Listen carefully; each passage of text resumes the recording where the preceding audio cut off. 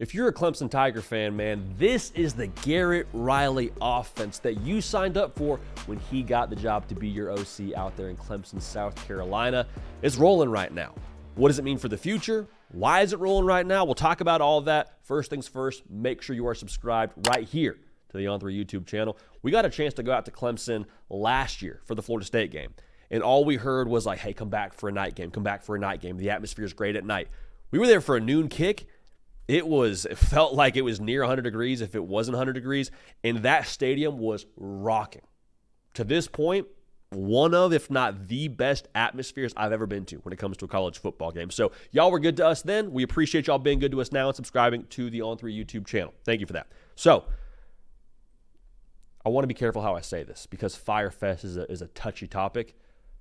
But the last year or so, Clemson fans, when it came to what they were offensively, kind of felt like Firefest. You were promised one thing, and then you got another. You were promised, hey, high-profile quarterback, he's going to light it up. We got an OC coming over from TCU. He allowed them to make the national championship game. Like, it's going to be misdirection. It's going to be deep shots. It's going to be just a total party, man. Get fired up if you're a Clemson fan. You're like, okay, sick. Like, yeah, I can buy into that. Boom, bada bing, bada boom. We're back in the college football playoff. Let's roll. And then last year happened.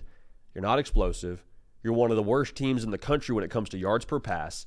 It looks nothing like what you were promised. It felt like Firefest. It really did. However, though, so far in the 2024 season, Georgia game excluded, this offense has been lights out. It has been a lot of what you were promised. You got window dressing. You got creativity. We got the ball being pushed vertical. We got Cade Klubnik looking confident. I mean, they had 8.7 yards an attempt against NC State. And NC State, we'll see what they are this season. So far, they've been pretty underwhelming. But, like, I don't care who it is.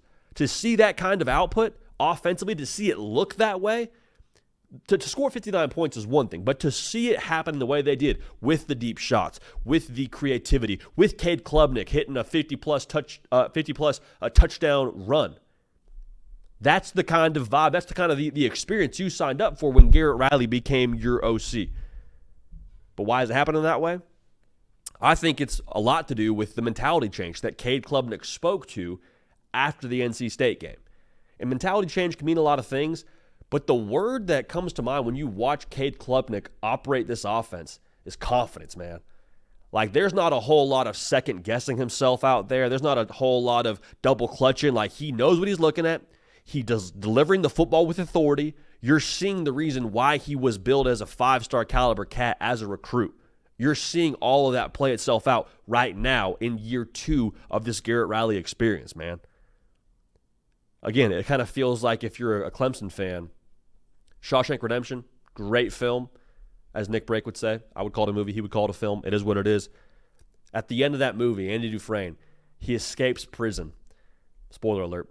He crawls through the tunnel that he burrowed out of his cell, and he stands outside and he feels rain touching his skin, and he just basks in it for a few seconds, and he just enjoys it.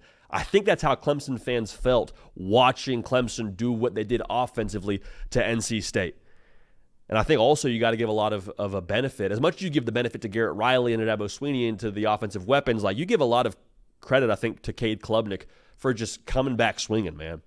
Because there were a lot of people, myself included, who are like, hey, man, I need to see it from Cade Klubnik. I haven't seen it just yet. I haven't seen the juice that we talked about with him when he got the job over DJ Uiagalelei, when he won the ACC title. Like, he's kind of had to go through the fire a little bit here. And it kind of reminds me of Quinn Ewers a little bit. Quinn Ewers was maybe a little bit more of a magnified situation with the Ohio State and Texas deal and the way that Texas kind of was subpar. But for Cade Klubnik, like, there was a lot of expectations for him to be the next great guy at Clemson, and he hadn't done it to this point. And he had heard a lot of things said about him on podcasts and heard a lot of things said about him on social media. But he just looks so much more comfortable. He looks like he's playing a free brand of football.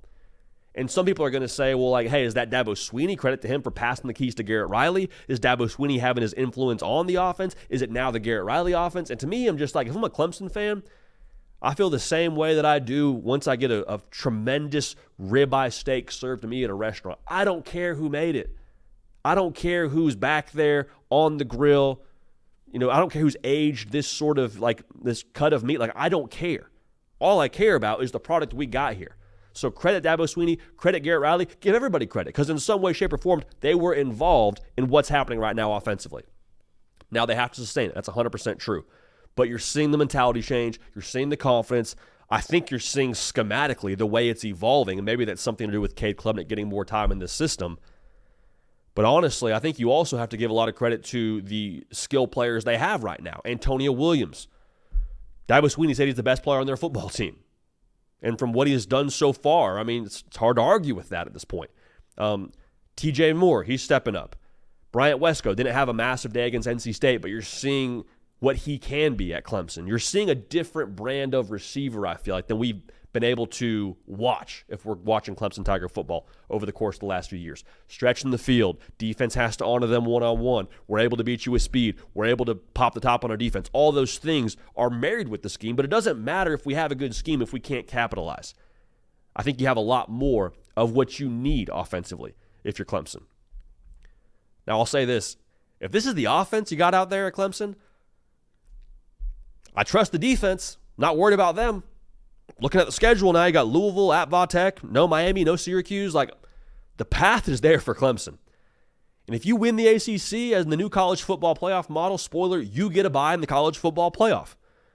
As of right now, dangerous last words to say, as of right now, they're on a collision course, in my opinion, to play Miami in Charlotte for the ACC. If they go out there and beat Miami, a team that's gone pretty heavily to the transfer portal to get that roster to where it is, think about the narrative switch around Dabo Swinney. Think about the way that we would then talk about Clemson going forward. I don't know if it's totally just a 180, but I think at the very least you start to give a little bit more credit to the way they do things. Because here's the thing, we've said this a lot.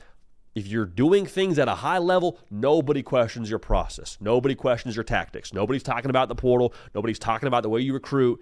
If you get results, hands off. We've done the Chick-fil-A metaphor a lot on here, so we won't do it right now. But if those of y'all that are diehards when it comes to this show, there would be no questions about Clemson being closed on Sunday, if you catch my drift there. So, Clemson, the offense is rolling. Cade Klubnik's confident. I don't care who's in charge of the scheme or who's doing what during the week. It's working. You got the right skill players in the perimeter. And I think the process Cade Klubnik had to go through, has gone through, to get to this point to play at this level, I don't think he would trade it. So I can't wait to see what Clemson does now going forward. Keep an eye on the Tigers. If you sold your stock now after that Georgia game, it's your own right as an American to do what you want to do there. But I just saying now I see Clemson being right in the thick of this thing till the very end in the ACC. Make sure you're subscribed. Let me know on Instagram and on Twitter at Jody Piquel how you feel about Clemson's offense right now. Follow me there. Hey, we appreciate y'all. We love y'all. We're going to keep this party rolling. We will see y'all next time.